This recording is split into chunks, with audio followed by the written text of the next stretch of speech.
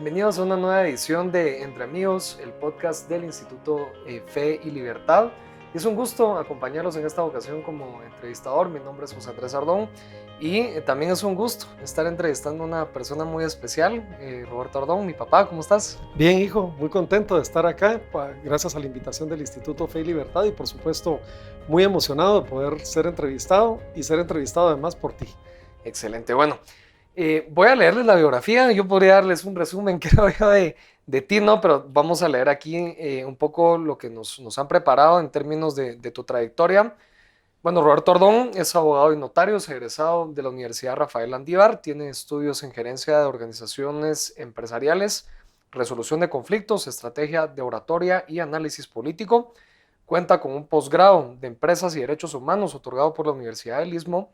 Fue director de la unidad de Gaceta de la Corte de Constitucionalidad y de 1994 al 2023. Fueron casi 30 años, ¿no? Casi 30 años, sí, 3 décadas. 29 años. Fuiste director del CACIF, del Comité Coordinador de Asociaciones Agrícolas, Comerciales, Industriales y Financieras. Ha sido también catedrático en el Instituto Latinoamericano de Gerencia de Organizaciones Empresariales, columnista del diario digital República GT y fundador y columnista del grupo Sociedad de Plumas en la edición del periódico. Ha sido columnista también en otros medios de comunicación, en nuestro diario, si no estoy mal. Así es. Y próximamente una noticia ahí también que estarás escribiendo en otro medio de comunicación. Y bueno, ha sido también autor, ¿no? De 3 libros ya. Bueno, en realidad son más, son 5. Sí. 3 oficiales. Aquí les estoy pasando yo todo el chivo de... son 3 oficiales, ¿no? Triunviratos, los debates políticos y rivalidades. Hay uno que escribiste de pequeño, la X asesina, si no estoy mal. X asesina, sí, de eso hablaremos luego. Y el caso 21 es un libro que no has querido venderlo a nivel público. Tal vez podemos hablar un poco, si nos da tiempo, sí, de ese libro será también. Pues bueno, no, también tienes interés en la enología, el arte, la historia y la ópera y muchas otras disciplinas más. Así que, qué alegre.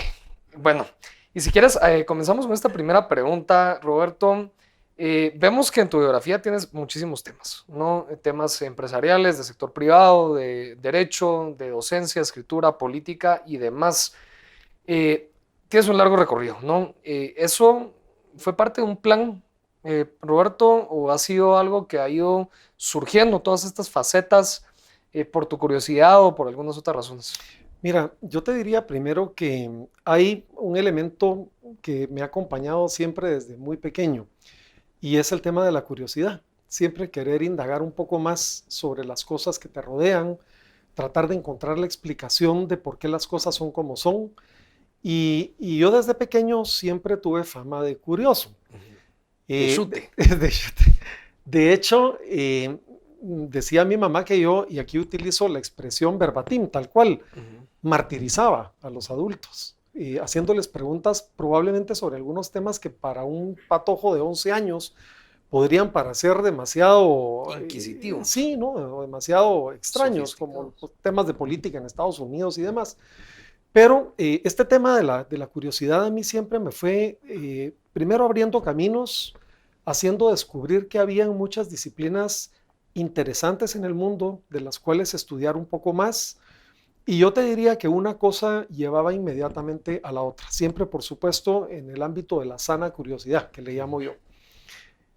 Así que la primera parte te diría que muy guiado por esa vocación de patojo curioso. Y la segunda, sí, ya en mi vida profesional hay algunas cosas a las que yo deliberadamente he buscado. He tratado de aprender un poco más, he tratado de tocar puertas de gente que conoce sobre esos temas para que me expliquen, para que me puedan ayudar a entender mejor. Y de esa manera, pues un poco me ha tocado tocar los timbres en temas tan diferentes como los que mencionabas. ¿Y el objetivo ha sido, digamos, perfeccionar tu trabajo o ha sido algo aparte? Mira, es una buena pregunta. Yo te diría que es para vivir la vida más plena, José. Okay. Es decir, sin duda ayuda a tu trabajo, porque te da cultura general, porque te permite tener conversación, pero yo te diría que realmente se vive una vida mucho más plena cuando amplías el horizonte de tu cultura. Y yo creo que eso me ha ayudado muchísimo y vas sintiendo cómo vas creciendo personal y espiritualmente. Entonces, un poco de cada cosa, te Sí. diría yo.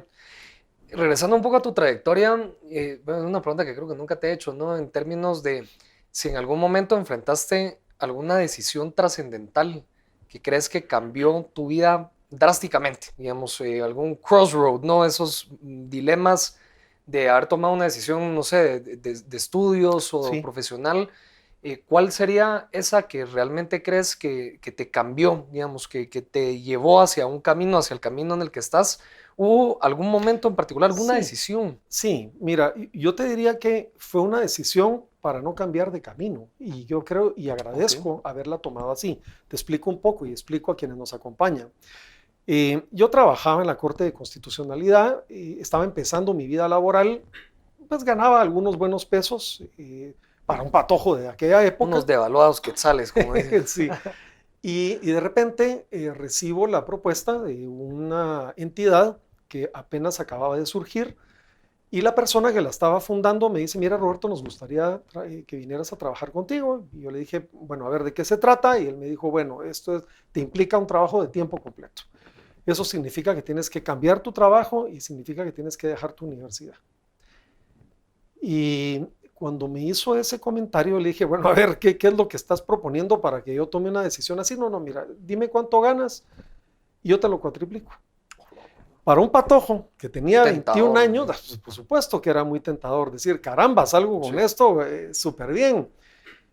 Pero eso significaba sacrificar una cosa muy importante en mi vida, que era mi formación profesional. Y además, con todo lo que eso conllevaba, porque yo estaba pues ya con un noviazgo prolongado con quien hoy es quien es tu mamá. Menos mal. eh, y, y pues también estábamos en planes matrimoniales. Y lo medité mucho, lo conversé con Lorena, hoy mi esposa, y tomé la decisión de decir que no, para mantenerme en el camino que yo me había trazado. Termino la historia diciendo que pues me casé con Lorena, que Sí. me gradué de abogado y que el instituto que me hizo la propuesta dejó de existir un año después. Ay, qué suerte. Y te voy a hacer la pregunta ahora al revés. ¿Hay algo de que te arrepientas en tu trayectoria? ¿Alguna oportunidad que dejaste pasar?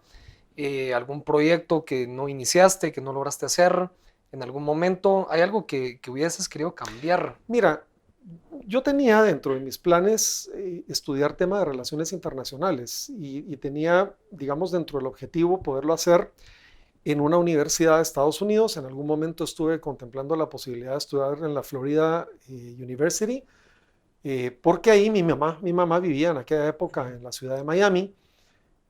Yo te diría que no es que me haya arrepentido, porque al final, pues hoy estoy muy contento con los Claro. caminos que Dios me ha proveído, pero te diría que sí, Te quedaste con la espinita. probablemente me hubiera dado la posibilidad de fortalecer y formarme mejor en el inglés y en el nivel de relaciones que tú tienes cuando haces tus estudios afuera. Digamos, eso te diría yo que es probablemente las cosas que yo más sentiría que faltaron por no haber tomado esa decisión.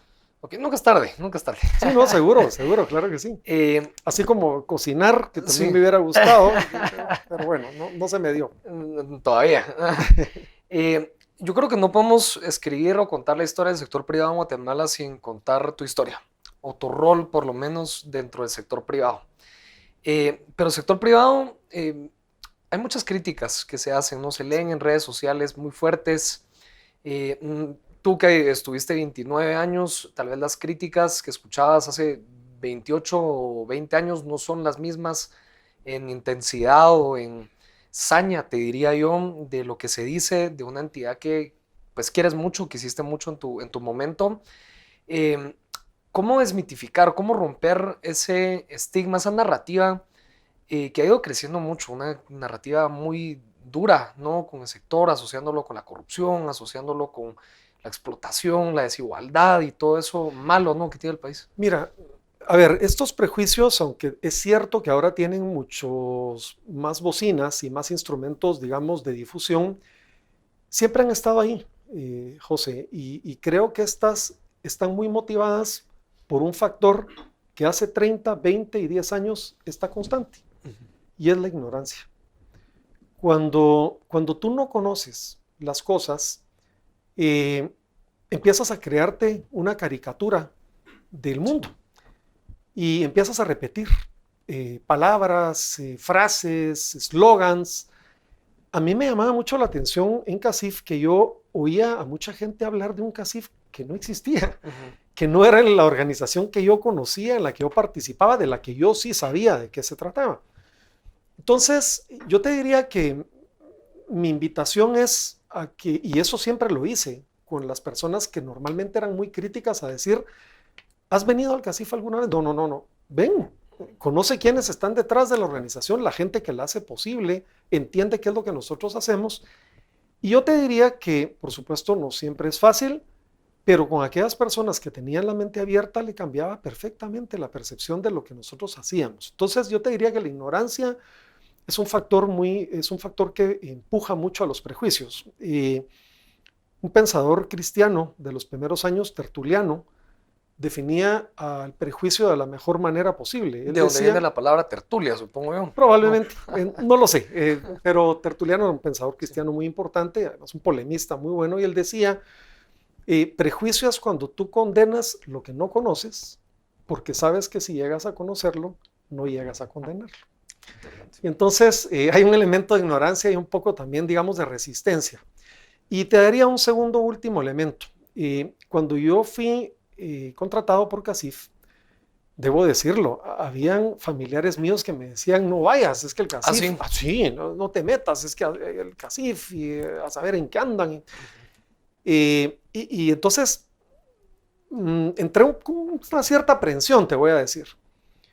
Pero con el correr del tiempo, y lo conversábamos con Lorena, me di cuenta que los empresarios que formaban parte del CACIF era gente tan agradable, tan educada, gente tan receptiva, que tú pensabas, caramba, vas a llegar a un lugar donde están aquellos de bombín y cigarrillos de... No era así, José. Entonces también creo que hace falta mucho el tema de la comunicación personal con los empresarios para descubrir realmente las enormes cualidades que ellos tienen. Y ellos son los que hacen los gremios, como me pasó a mí. Entonces te diría que ese es un poco el reto. ¿Cómo separar lo personal de lo laboral? En términos de, y tal vez no digamos en términos de la vida personal, de cómo diferenciar ambas, pero sí en el ámbito de cómo no tomarse personal las críticas que se podían hacer en algún momento al sector privado, siendo alguien que trabajó tanto tiempo en una institución, y creo que es una lección para todos aquellos que le dedican su vida a su trabajo, ¿no? ¿Cómo separar esas dos cosas? Mira, o no se puede. A ver, fácil no es. O sea, yo mentiría si te diría, claro que es muy fácil separarlo. Y no lo es. Durante los 30 años que yo estuve en el ejercicio gremial, por supuesto que resentía muchísimo y encajaba mucho lo que se decía de la organización. Pero sí te diría que hay, digamos, una vacuna importante y a esa yo la llamaría aprendizaje. Si tú te comprometes a aprender lo que hay detrás de una crítica, sea esta constructiva o inclusive destructiva, y aprovechas ese aprendizaje para hacer mejor tu trabajo, creo que le encuentras entonces mucho más sentido a las resistencias que te vas encontrando en el mundo, hijo. No es fácil, pero creo que siempre que te aparezca el duende del prejuicio o de la denuncia o del insulto, ponte siempre a pensar qué es lo que puedes aprender de eso, qué es lo que probablemente puede haber motivado eso y cómo trabajar sobre eso. Con esa filosofía te diría que sientes bastante menos la intensidad, digamos, de las resistencias o de los señalamientos que muchas veces te hacen. Claro. Justificados y no. Sí, hay de todo.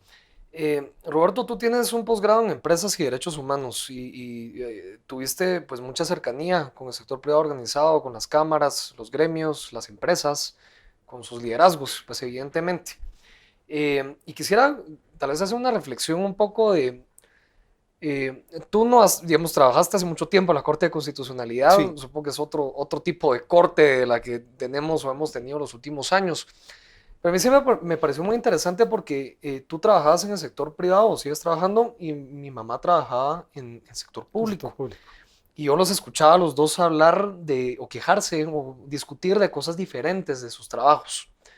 Y yo lo veía en carne propia, decía, mi mamá sufre por cosas que mi papá no sufre, ¿verdad? Hay una distancia muy grande entre cómo funciona el sector público y cómo funciona el sector Totalmente. privado. En materia de esos, digamos, no quise decir derechos humanos, derechos laborales, pero una reflexión general de cómo funciona el sector público, qué tan diferente es el sector público del sector privado en ese Sí, sentido. mira, a ver, lo he vivido en carne propia por lo que dices, digamos, de las Ujú. conversaciones con tu mamá. Yo te diría que siempre aparecían varios factores en la conversación. La motivación.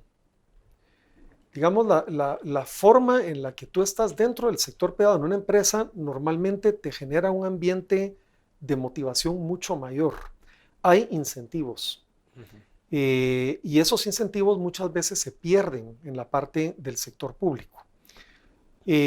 Igualmente, en contracara, si tú no rindes o no eres eficiente, en ocasiones, no estoy diciendo que siempre sea así, porque creo que las generalizaciones son equivocadas, pero en el sector público muchas veces esas ineficiencias pasan desapercibidas o simplemente eso en el sector privado probablemente no es No. así. Eso es digamos, tiene un costo para la empresa, para todo el grupo. Entonces yo te diría que ahí hay un factor bien diferenciador entre uno y otro. Y yo me da mucha pena porque pienso que hacer servicio público es muy importante y hay Ujú. gente y hay mucha gente que tiene vocación de hacer servicio público, de si quieren servir a su comunidad, pero se topan con esta estructura de falta de incentivos, de falta de reconocimiento, digamos, donde probablemente se premia la Sí. pereza o la negligencia. eh, no tiene necesariamente por qué ser así, hijo. Ese es, creo yo, el gran reto que tenemos como sociedad. No tiene por qué ser así, pero es lo que constatábamos. Roberto, ya que tú lo sacaste a colación, hablemos del elefante en el cuarto, ¿no? A ver, caramba. Eh, Ya has sacado varios en la ya conversación, hemos pero mencionado, ya hay bastantes más, vamos a ver si nos da tiempo. Eh, Muchos se te han acercado en diversos momentos para plantearte la posibilidad de una participación política. Es algo que yo creo que todo el mundo lo sabe, no te gusta, te interesa, te llama la de atención siempre. desde siempre, ¿no? Por eso terminaste viendo la parte política del sector privado, porque eso era prácticamente. Entonces, has ejercido política, ¿verdad? No desde el ámbito público, pero desde el privado. Eh, ¿Qué piensas de eso? Digamos, si en algún momento la viste cerca, una potencial participación política, ¿por qué no la tomaste? O, digamos, si todavía hay momento o hay alguna posibilidad en tu carrera, tienes 58 años, 57. 57 años, ya me están fallando las mates. Si crees que todavía hay alguna remota posibilidad de algún tipo de participación dentro del sector público, cuéntanos de esa faceta inexplorada, ¿verdad? De tu carrera. Sí, mira, a ver, a mí la política siempre me gustó. Yo la escuchaba en mi casa, leía de política y participé A en ver, política estudiantil. tenemos familia que ha estado y está en política, ¿verdad? O Sí, sea, así es. tenemos el bicho de la política. Sí. Y yo te diría que la política es como la sombra, José Andrés. Tú, si tienes la vocación, corres, pero la sombra siempre va a ir Siempre te detrás tuyo. alcanza. La llevas pegada. Sí. Entonces es difícil, digamos, decir, yo ya no quiero hacer más política porque no es cierto. Digamos, si la tienes la vocación, la vas a hacer en distintas modalidades que no necesariamente es la política partidista. Eso creo Ujú. que es Sí. importante subrayarlo. Mira, yo lo que pienso en esto, José, es que yo no tomé la decisión de entrar a la política porque quería primero resolver elementos importantes en mi vida. Es decir, yo me había propuesto integrar una familia, preservarla, educar a mis hijos, darles un futuro mejor y que la política no comprometiera esos objetivos de vida. Gracias a Dios, Dios me ha dado unos hijos lindos y un matrimonio lindísimo. Y yo te diría que, digamos, pensándolo un poco en temas de participación política, uno nunca puede decir que ya no la va a hacer.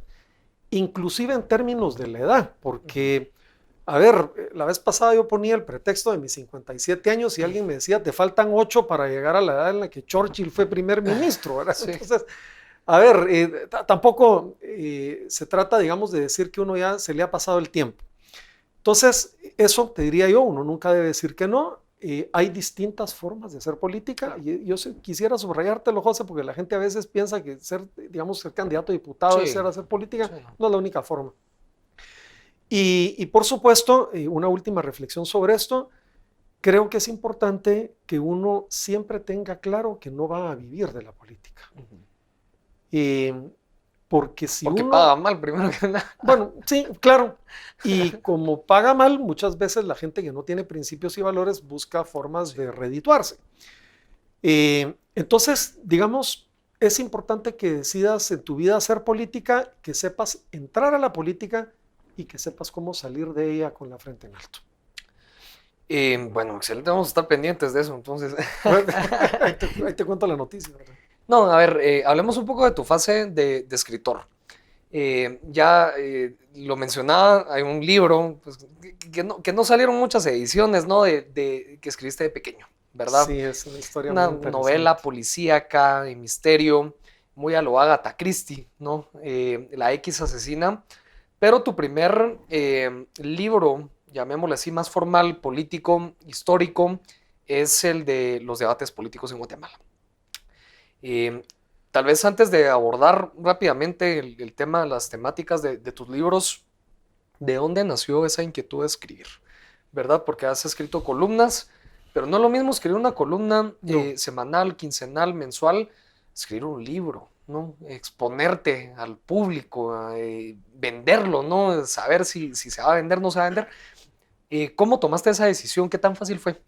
Mira, no se puede explicar sin recurrir a uno de los ejemplos que mencionabas hace un minuto, y es el tema de esta pequeña novelita de misterio que escribí cuando tenía 11 años. Suena muy curioso el dato, pero te cuento, mi abuelita, yo crecí con ella, la quise muchísimo.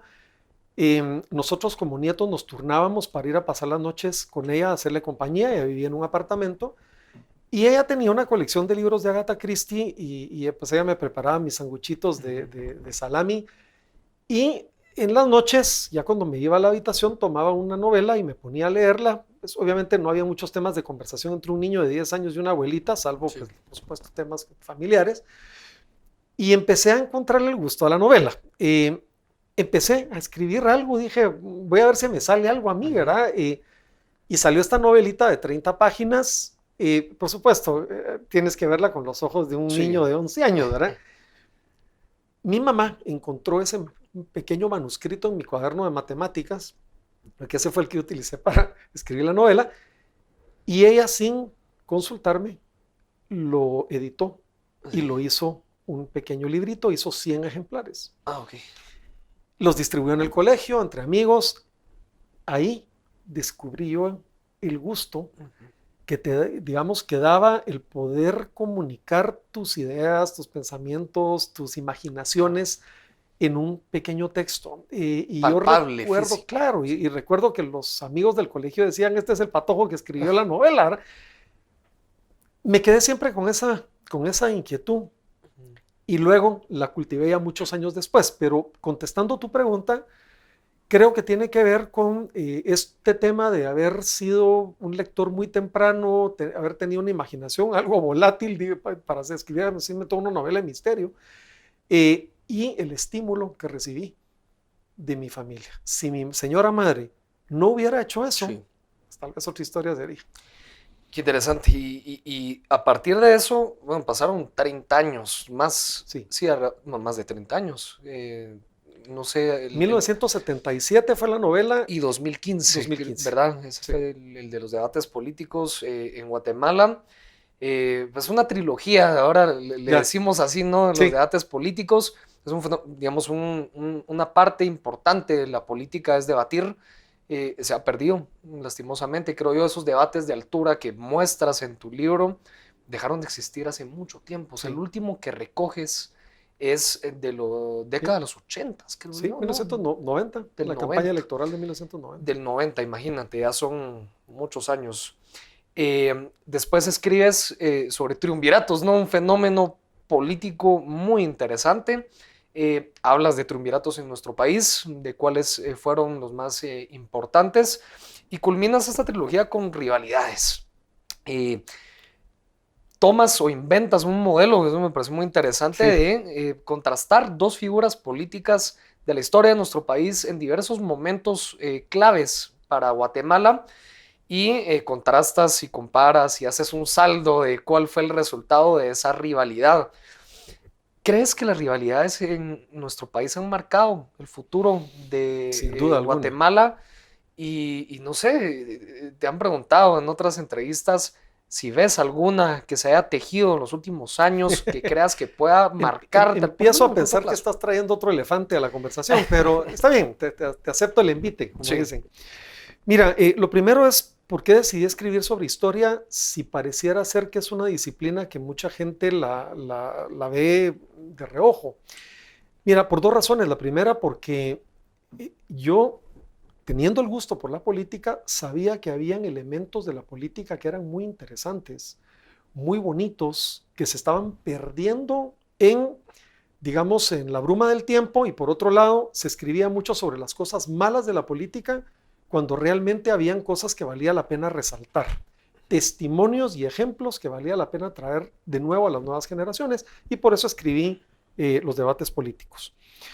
En el caso de Triunvirato, solo haciendo la secuencia, José, decidí escribir sobre algo sobre lo que nadie había escrito. O sea, está bien volver a escribir sobre el conflicto armado, está bien, y aportar nuevas, pero sobre los triunviratos no había nada escrito. De hecho, incluso hay muy poco escrito solo sobre el fenómeno de triunviratos, ni siquiera en Italia o en Francia, en donde hubo triunviratos muy Sí. conocidos.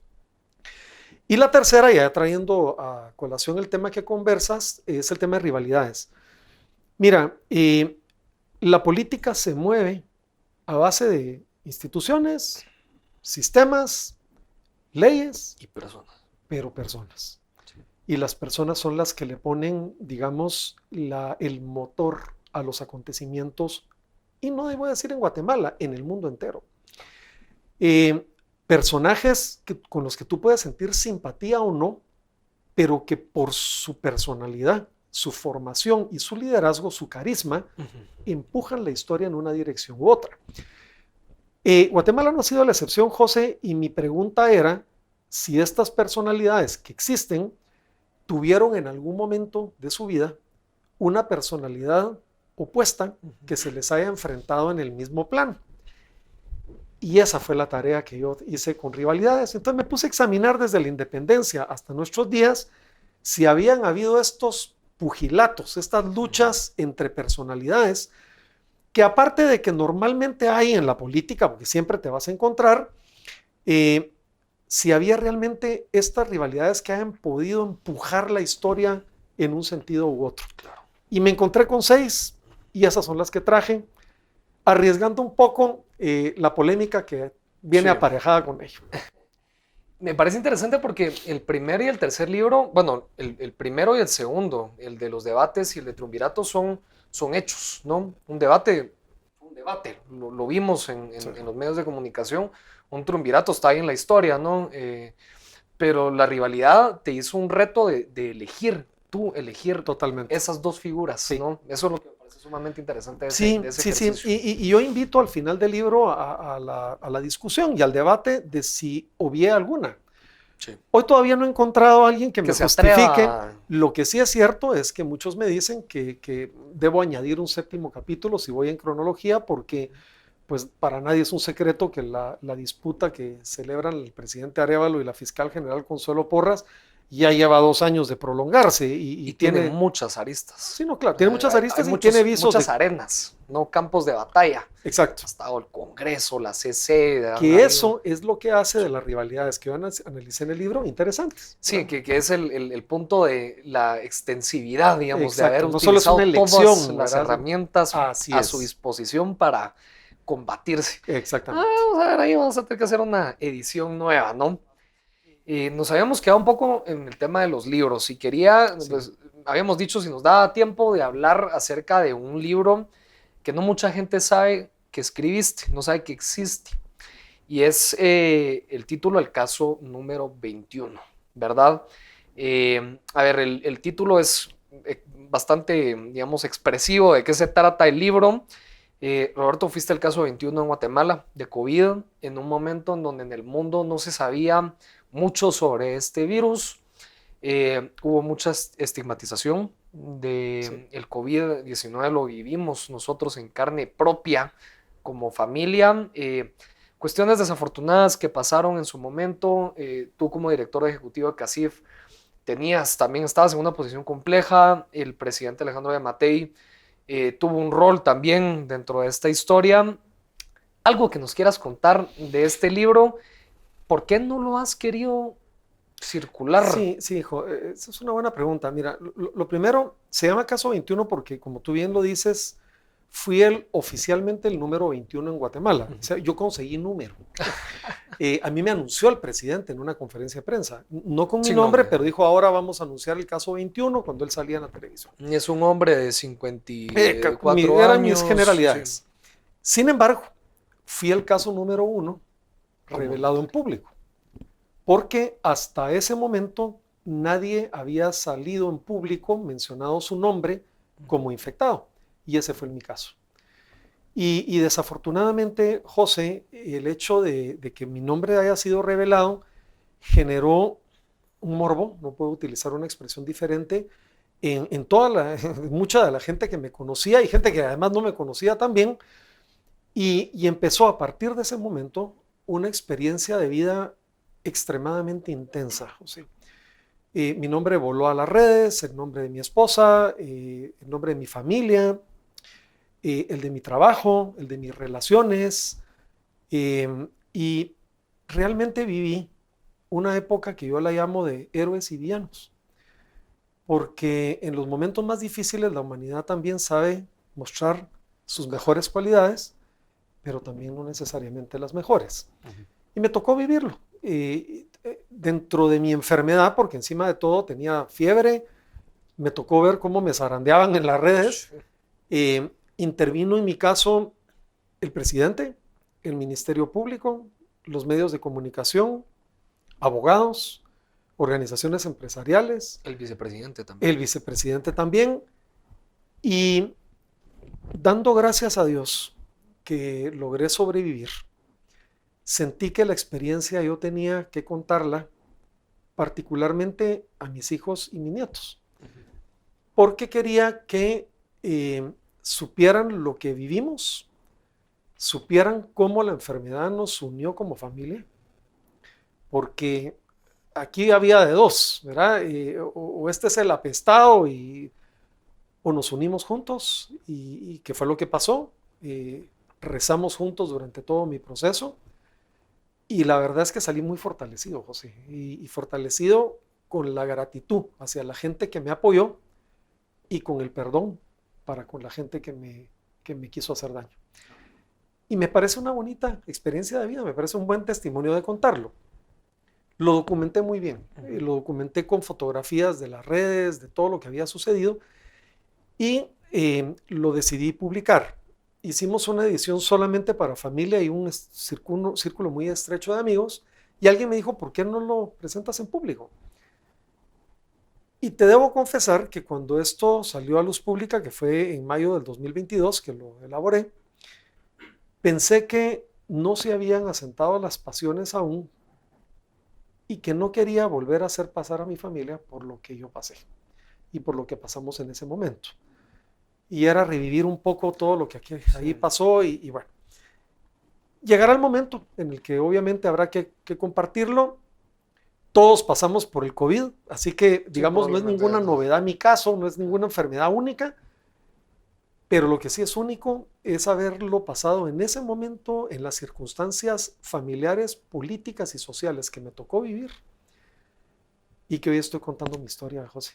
Pero yo creo que mucha gente, tal vez de esos primeros casos, puede empatizar mucho con tu situación, con lo que nosotros vivimos. Puede Creo ser. que sería un buen mensaje de entender, de superar, ¿verdad? Una situación que no solo para nosotros fue difícil, fue muy difícil para todas las familias durante esa época y todos aquellos que han perdido a alguien Sí. por el COVID, ¿no? Eh, De hecho, y, yo mi libro lo dedico a 7 personas que en esos primeros 3 días me escribieron para preguntarme cómo estaba y solidarizarse conmigo y que fallecieron de COVID. wow, qué duro. Y con la salvedad que fuiste probablemente el primer caso comunitario, ¿no? De contagio Bueno, es sin que eso haber salido. agrégale ese elemento, Sí. porque si yo no lograba determinar cómo me contagié, yo no había viajado, yo no había estado en contacto con ningún positivo, si yo no lograba establecer eso, yo me convertía automáticamente en el primer caso comunitario. Así que mi caso convertía la experiencia del COVID Más en grave una de lo nueva que... etapa, Sí. ¿verdad? Debo decirte que no fui el primer caso comunitario y debo decirte que logré determinar cómo me contagié. Sí. Y ahora, pues con la persona que me contagié, el que me contagió, pues nos reímos, porque a él le tocó No, también la tómbola, ¿verdad? Y gracias a Dios, pues la pasó muy bien. Pero bueno, y que no contagié yo a nadie también. Y te lo menciono porque todavía hasta el día de hoy en redes sociales siempre hay algún Sí. netcentero de esos Sí. que me pone, tu papá fue el que trajo el COVID a Guatemala y yo digo, pues, te asocian porque eras como tú dices, el conocido, digamos, el primer nombre que salió en público y segundo, y les digo, perdón, pero él no había viajado, igual alguien tenía que traer. Decían que había contagiado al presidente y a todo el gabinete, ¿verdad? Sí, pero bueno, cosa que no sucedió. Un relajo. Tenemos unos minutos más, Roberto, y tengo algunos temas que quisiera que platicáramos, pero bueno, si no, hacemos una segunda edición. Me encantaba. ¿Qué opinas de la frase en la mesa no se habla de religión ni de política? Mira, a ver, este es un cliché. Y yo te diría que es un cliché inexacto.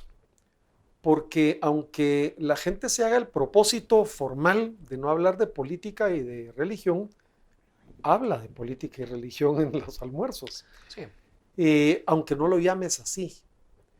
La transmisión de los mensajes en familia muchas veces ocurren alrededor de una comida. Y aunque no estés oficialmente teniendo una conversación política con tus hijos, todo lo que conversas del entorno, del contexto, tiene un impacto en la formación de los valores. Entonces yo te diría que lejos de alejar el concepto, digamos, de la política y de la religión, yo creo que es una oportunidad de aprendizaje en un ambiente amoroso y de respeto, como debe serlo en un círculo de familia, para que todos aprendamos mejor elementos de política y de religión, como me sucedió a mi hijo y como creo que también te sucedió a ti con tus hermanos. Sí. Que pues en un ambiente siempre de respeto conversamos sobre estos temas e incluso en buen disenso en muchas ocasiones, ¿verdad? Pero yo te diría que ese cliché no necesariamente calza como el zapato al pie exacto. Okay. Sí. A ver, vinculándolo un poco a lo que mencionabas ahorita al final, pues hablando de tu familia, ¿no? Nuestra familia, digamos, ¿qué piensas de el tema político a nivel familiar? Y tal vez te pregunto en mi caso en particular, como nunca te lo he preguntado. Pues yo he estado de alguna forma u otra también participando en temas políticos, no necesariamente partidistas, como mencionas, no es Sí. la única forma de hacer política. ¿Pero qué piensas de eso? Mira, hijo, Al fin y al cabo, nosotros somos 3 hermanos, ¿no? Un hermano grande, yo estoy en medio, y un hermano pequeño. El hermano pequeño está todavía un cacho pequeño. El grande le gusta mucho la política, le interesa mucho. Le gusta y opina. Y opina bien, pero nunca se ha metido en esos temas, ¿verdad? Contrario un poco a mi caso. ¿Qué piensas de eso? Mira, hijo, yo celebro que tú hagas la política como la vienes haciendo. Eso demuestra que tienes interés y compromiso por tu país y por tu sociedad.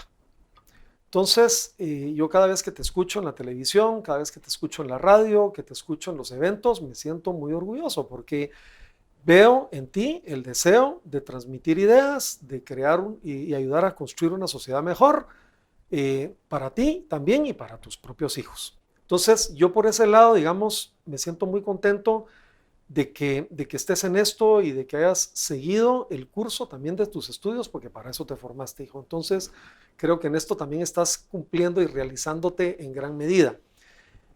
Como buenos padres queremos cuidarte y te cuidaremos hasta el último día, ¿verdad? Y queremos acompañar cada paso y cada decisión que des. Por eso, cuando hemos tenido conversaciones contigo, a veces te jalamos un poco la corbata para que medites bien cuándo, cómo, con quién y de qué forma puedas dar el paso a una participación mucho más pública. Los padres no podemos estar como cuando en el kinder uno estaba a veces casi que encima del escritorio del muchacho. Lo que uno puede hacer es formar a los hijos en valores, encomendarlos a Dios y a la Virgen y pues que ellos hagan su mejor desempeño. Eso es lo que nosotros esperamos como padres, hijo. Así que siempre tendrás, como dice la canción de Phil Collins, a tus padres sobre tus hombros. Bueno, Roberto, estamos llegando ya al final, tenemos un último minuto y quisiera tal vez que puedas enviarle un mensaje a nuestro país, ¿no? Del futuro, de cómo construir un mejor futuro. Creo que eso es lo que, para lo que nosotros hemos estado trabajando desde mucho tiempo. Sí, mira, hoy hemos hablado de cosas importantes, hoy hemos hablado de curiosidad, hemos hablado de educación, hemos hablado de valores, hemos hablado de la importancia de la familia, hemos hablado del compromiso público. Yo creo que todos estos son elementos que son muy importantes tener. Eso por un lado. Por el otro, yo exhorto e invito a las nuevas generaciones que nos escuchan a practicar siempre el valor de la tolerancia bien entendida, que no es indiferencia. El valor del respeto, porque se puede discutir y disentir siempre con educación y sobre todo teniendo muy firme tus convicciones, los valores y principios que uno encarna y que uno quisiera también ver proyectados en la sociedad. Esas son tus mejores cartas de navegación en la vida pública. Excelente. Bueno, esto fue Entre Amigos, el podcast del Instituto Fe y Libertad. Les agradecemos esa invitación que nos hicieron a ambos para tenerme a mí como entrevistador y a ti como entrevistado, papá. Manos. Sí, gracias. Muchas gracias. Bueno, y gracias al instituto. Y a todos los que nos están escuchando en esta ocasión. Fue un gusto acompañarlos.